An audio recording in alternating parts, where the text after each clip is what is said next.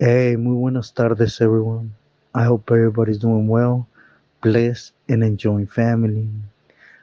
Bueno, first and foremost, gracias como siempre a todos for you guys' words, wishes, and prayers. Here's an interview I had done with my niece a while back, just to expand a little bit more on my message. Now, to get into the recording for today, I wanted to expand a little bit on the message that I've been putting out, basically to disguide those from that type of life, of thinking that going to jail or minimizing the loved ones that we put through all the hardship while we're in jail. At the same time, we keep pushing and to be sincere, when you're in jail, the last thing that really goes through your head is what those that are going to be loyal to us on the streets are going through. Your thing is concentrated inside a jail, and that's it. So for this recording, I'm gonna bring someone that I really care a lot, which is my family member, my sobrina, to expand a little bit on the things that she had to endure with me, or that she saw my family endure because of me. And so hi, mija. You want to say hi to the gente? Yeah, hi, good night. My name is, um, sorry, his niece, and, growing up, I always heard that I had an uncle that did drugs, and was always getting into mischief. So it was pretty hard. At the same time, when you're a kid, you don't understand, so it was kind of cool, too, to be able to say I have an uncle that is in jail. But as I grew up a little bit more and he was still in jail, I started to learn a little more things of why he went to jail, why he was in jail, who was being affected by him being in jail. And, family goes through it because we were always, making these boxes to send to him to prison and making sure everything was there. So it was money being spent all the time, calls, trips, and the main one that was suffering, I think it was my grandma. It hurt her the most because I feel like she feels like she failed him, which he didn't because he made his own decisions. But second, his oldest son, because his oldest son's mom was pretty young when she got pregnant. So, she was making bad choices as well. And that ended up leaving a child without the two main supports, which are mom and dad. And again, that brought on a lot of baggage or stuff to carry for my grandma because she had to take over this little life, because they weren't available. And she wasn't just gonna let family go like that, into the system. She's a really strong woman. She's always looked out for family. And she always puts hers first, even though they're wrong. But we can be wrong. So that was one of the biggest, people in our lives that I think was affected greatly by my uncle's decision makings and his life that he liked to live and follow. And of course, there's other ones because later on in life, I found out that some part of weight gain is also related to having an addicted family member. And so there is diabetes in our family. My grandma has diabetes.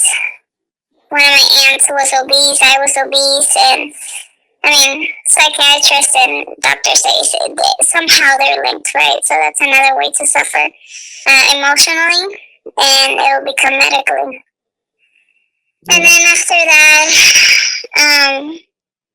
there's been other people that have been affected greatly. It's been a sequence of events where he's hurt greatly a lot of people, My sister was one because there's a point in life where you do things, in order to get money too, and you're ashamed greatly by it, but it happens. And so he betrayed the trust too, as well, with family members at a point. But we love him dearly. He's making changes. We're happy to see him where he's at right now. But it did affect us at a point differently. Yes. And I just wanted to say, about your sister, my other niece. I am going to touch on that a little further. I wanted to touch on, when I was busted, I had, I believe, already like 5 years in the shoe when the first time that cancer hit me. For everyone's aware of my sickness right now, which is the lymphoma Hodgkin's disease, the head injuries that I've gotten, the semi paralyzed, the heart attack, thrombosis. Well, you know me, huh? You know what I'm going through right now. Yeah, But yeah. I wanted to touch on, after so many years of not seeing my mom, do you remember how she felt when she went to go see me in the shoe in Corcoran, and she had to see me behind the glass knowing I was dying of cancer and I didn't want to tell you guys? Well, I know she's always been really strong and secretive, but I could see she was devastated every time she would come home. She looked tired from the trip, sad that she saw you. I think the most painful part in that situation is like, parents want to have control over their children, and she lost total control over you. So seeing you, there in that situation and with this medical issue made it 10 times worse because she couldn't do anything about it. Just like I remember, like when got out, came out to Mexico, and I never really sat down till now, that I actually had time to reflect and really see my actions for what they truly were. I was caught up in a tornado of what I thought it was right, and now I see, I came to Mexico, and all the times I was in prison here, due to my behavior. and that's another topic I wanted to touch later on, which is my son. My son, he went through a suffering that I don't think, no kid should. I abandoned him when he was 5 months old, and he went through his mom abandoned him on the streets, and a lot. He got shot due to it. It's basically what I wanted to touch on is, how the whole family was affected because of my actions. Well, I think everybody is affected differently when they're missing someone or they're having a void. So, you're part of this family. So, of course, we're always gonna feel for you, like how we felt for your son too, and how we feel for anybody that has either a medical condition or a psychiatric condition or even a drug abuse situation because we care about them, right? But everybody's living their own process. Hmm. Everybody's making their own decisions, and when you came out to Mexico, I feel like, it was another chance, but it started out wrong, like you just started testing the limits all over again in a different country. Yeah. And I know, for example, I could go back to your mom's birthday. I don't know if you were when well, when I did what I did, I'm going to touch on that later on, but it was your mom's birthday when they threw me and I got there all bleed up, all beat up cuz they had kidnapped me and had me for 2 weeks. The cartels out here due to some BS that I will touch on later. It's just something that at least my sister and you guys, I mean, your sister, I practically seen you when you were babies. I wiped you guys' butt. And then feel when all of a sudden I was bam gone to prison. It's sad and it's sadder to say that we kind of were always scared that it was going to happen. We were even more scared that it was in Mexico because of what you're saying right now, the cartels. So it was twice as scary because being in the U.S. in prison, at least we knew you were in there, you know? But being in Mexico and getting caught or being pointed at or just, like someone was out for you, that would suck because, they don't play around here. They'll disappear you. They'll do stuff to you. They'll make you get involved. One of our fears too that I spoke to my mom about was like you getting a job with them, and I think they did offer it several times where it was like either selling or working for them, like, because you're scary looking. Mhm. Yeah. Yeah, yeah, I know. Is the type of conscience, that, for example, me personally, I was so caught up in some dumb stuff, as you guys have heard, that at one time I remember me and my niece and a story I put out there about a homeboy from Pomona on here, and we were outside, and they had these are the people that had picked me up, had me for 2 weeks, on my knees, handcuffed from my legs to my back hands, my whole head bandaged up, and they were going to town 24/7 for a week and a half. And then they threw me at my sister's house. And these same people, right? And it's because I was following orders, as you guys already know. But, anyways, we were sitting outside the house, and the same people came with 100,000 pesos and a car. And she's here listening, and they offered me to go work for them, to leave where I was at and go work for them, because their exact words were like, "We like que tú eres de huevos, cholo, so vente con nosotros." So just wrap your head around that. These are the people that first they torture you, then they want you to be loyal to. Do you remember that day, mija? Is it the day where they took you and No, no, no, no, no, no. That's different time they picked me up. I'm talking about we were drinking outside the house, my mom's house. Remember that guy came and offered me to go work with him in that Ultima? I think so, like I was probably like what 16, 18, 19. So I really wasn't always listening to everything. Like I felt safe around you guys.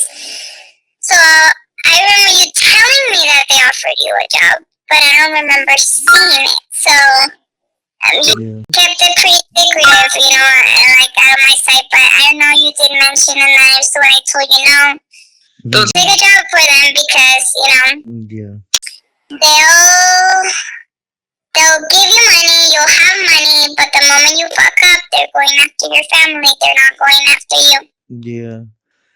Yeah. But now, and in all this, I don't want to put the blame on nobody, as you guys know. I don't glorify nothing. I don't put the blame on nobody but myself. Because I was the dumb one. I was the ignorant. I was the one that put up and shut up, and kept pushing. But, in my ignorance, this is what we do. We're blindsided to a lifestyle that don't exist, as you guys already know. For example, I see a lot of people that come on here and they speak about prison and the way they make money in prison. That ain't nothing. If you're really in the game, there's money out there.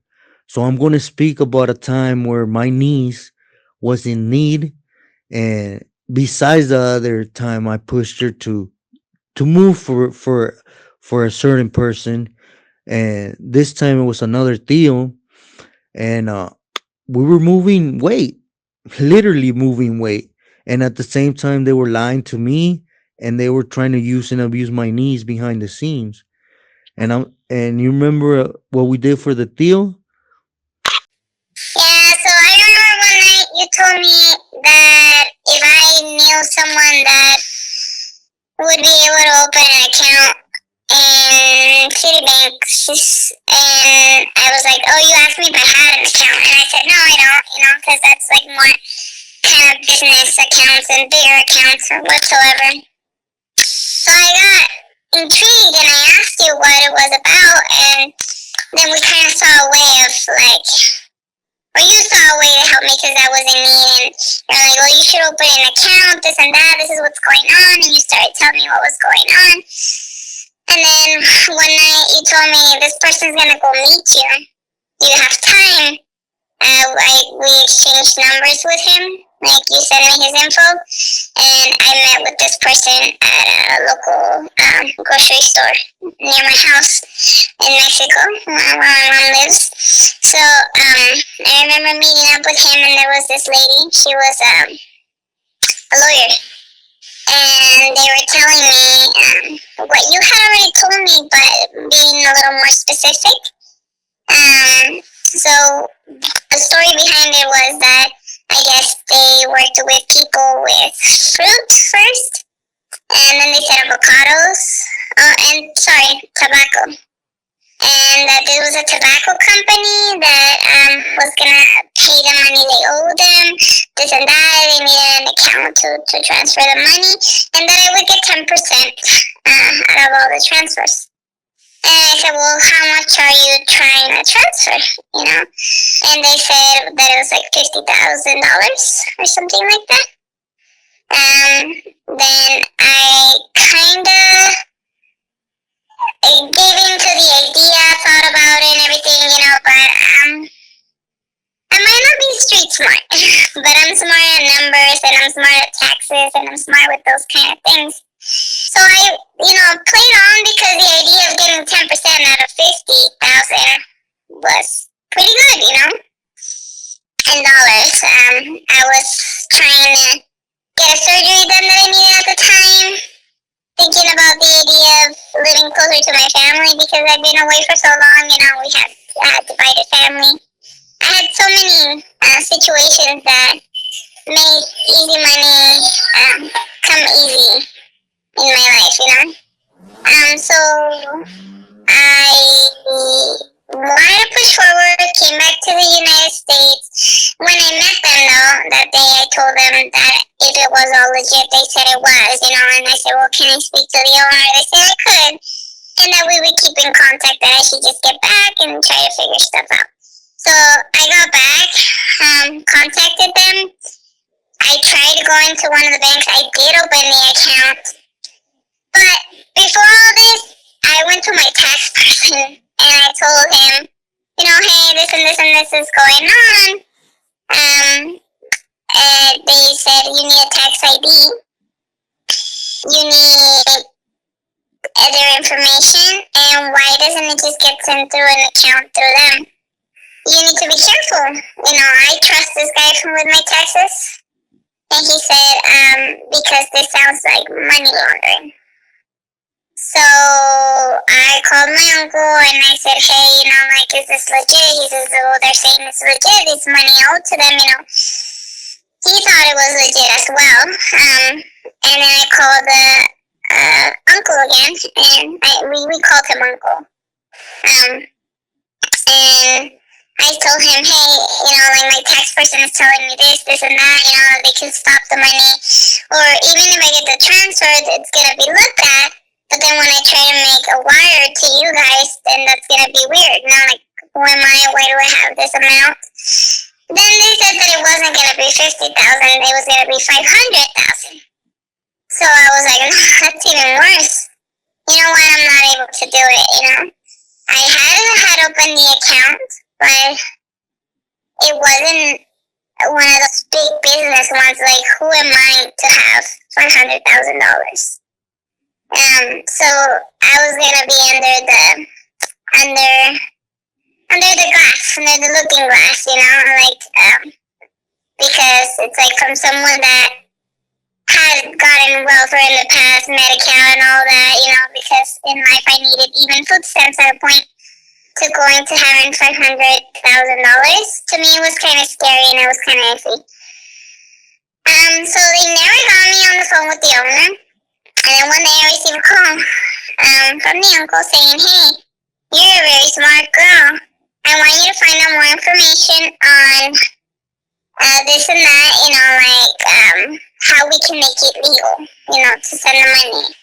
And I said, whoa, like, you, like, I've heard of people, like, sending money, and that would take a lot of people, of 100 or 1,000 a piece.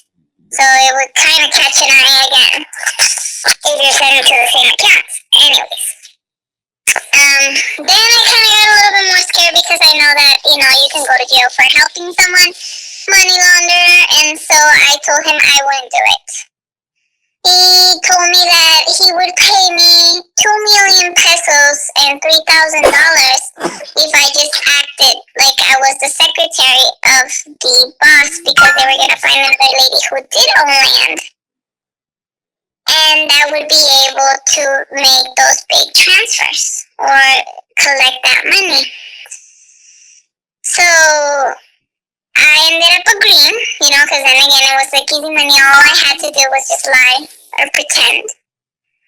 And I waited one whole day. I had my little script made up and everything. They called me. I spoke to a lady. I don't recall names or anything right now. It was kind of quick. But I made up a name for myself, so I don't even remember that name, to be honest. Yeah, I don't want you to get involved with names. Okay. Yeah. And then, I said, hi, yeah, it's me. And then they hung up. And then it was weird, And then the uncle called me and he said, hey, did you get the call? And I said, I did, but it wasn't her.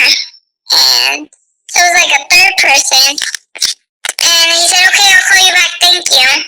And then after that, I didn't hear from them. So to me, I did my part, I answered the phone call. But then after that, I didn't hear from them, and I kept calling to see what was going on, checking in, this and that, because at least I had done my part in the U.S., which I should have gotten those $3,000. And then the 2 million pesos was going to be different when I was in Mexico. But it had to do with the same situation that I was only supposed to just answer that phone call. And as of today, I don't know about him. I haven't heard from him. Nothing. We tried something calling him. I remember because I told you that they were bluffing. That you needed to be careful. That this wasn't legit. That they were lying to tell me the truth if you knew something else was going on. And you're like, nope, nope, nope. And I remember even made some chaos between you and a close friend that we had. I was also in the midst. So Because, to be sincere, at this time I had done a lot for these people, right? So when I asked, is this guarantee, legit? They assured me that it was, and at the same time they were over there lying to you. Is just the sad things that I come on here to tell everyone. The Theos, all they do is put one face when it comes to you, and then at the same time look for their benefit behind one's back. They don't believe in loyalty. They don't believe in any type in that sense. They only think about their pocket and what benefits them. But most of all, I wanted to come on here and get a different perspective to the message that I'm trying to push out for those listening that want to hear it, that are headed for that lifestyle. There's nothing in it. For example, I know I'm going to come out like a douchebag, like a D, because of the things that I made my niece go through. Instead of helping her in time of need in a positive way, I brought her along to what I knew how to do, and it ain't right. It's why I always come on here and say, value your loved ones, treasure those that are gonna treasure you back, because this game is all full with backstab. And the person she talks about that brought a gap between us, it was somebody that I really thought that we had each other's back. And he was in the game very long, and this was a deal that we were supposed to trust, and it just backfired. And I know I'm coming out like a scandalous guy, but like I said, I wanted to be clear on everything, and that includes all my bad doings. But my niece will be coming back on here. I know there's been a lot of questioning about what I'm going through health wise, from a lot of people, and this is my family member right here. She can co-sign on what I'm going through, right, Mija? Oh, yeah. Yeah, And it's been scary, and I mean, you're making changes in your life, but you've always been hard-headed, so it's kind of like Yeah, we see you, we try to help you, we know you're going through it, you already know, like, if things don't get better, what the outcome is, we can't, they say in Spanish, like, todo tiene regla menos la muerte, so it's yeah, like, we're hoping it's not that it doesn't come soon, but I've seen you, when you had that blood clot, that you were coughing forever in the car, we were like, no, and we even had a family member die 2 days after that, and that day we were supposed to go visit her, and we couldn't because you were going through something as well. oh, when I got the heart attack in April. Yeah, and I remember, like, you and me, we loved that aunt, we were set on yeah, going and seeing her and taking her fruit, but your medical condition didn't let you yeah. I because was we gonna. thought it was a cough. Yeah, Yeah. It's when it And was so an emergency, huh? it has affected us in so many ways. Like, I think about your children too, which I'm their godmother too as well. So it's like men are stubborn, so he's a stubborn one, and he doesn't want us pitying him, but we love him. But yeah, I mean, I remember it all since you had that friend help you when you had that stroke, your paralysis from the face. He would feed you. yeah. Yeah, it's been a lot. It's been a lot, and I mean, like you said, there are decisions. So we made the decisions. I've made my decisions. Yeah, it's called facturas. We all have to pay facturas. In life. Yeah, A lot of bad. So I'm okay with it. I really am. It's hurtful that when I decided to calm down and chill, is or step back from everything. It hit, and I'm in a spot where they talk about the lymphoma, they talk about the heart attack, the thrombosis, my liver, the head strokes I'm going through, and I don't see no ending. And we all know the outcome, but it's okay. I accept it, and I'm just trying to be positive. Trying to leave something that's gonna help someone. yeah, and in your message, like, seeing you go through all this and everything you did for those people, and they're not even around, and backstabbers at the beginning, they're not even around, your family's not around, and your family has suffered greatly for you, Mm. painfully and lovingly, too.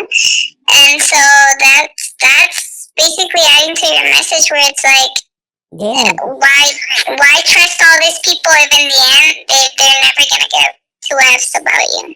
Exactly. What I went through. I did a lot of years in prison, most of them in the shoe.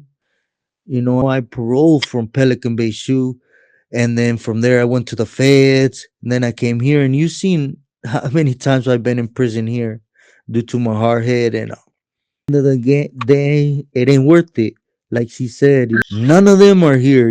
I decided to step back and do something positive for my life because they hurt someone I really cared about, and I will touch on that. And at the end of the day, where they at? Only familias here. That's it. I'm lucky to be on a spot where they ain't gonna come nowhere near me, believe me. But regardless, I hurt my family, so all I say is be wise, love those that are truly there, stop chasing something that ain't there. You ain't gonna get anything from there. But with this said, Mija, we will later on touch on a better topics. But Okay. I love you. I thank you for coming on here and sharing a little bit with people.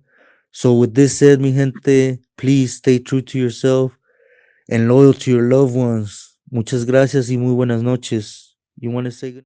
Yeah, buenas noches. Thank you for having me, and I mean, I hope you guys learn a little bit from this.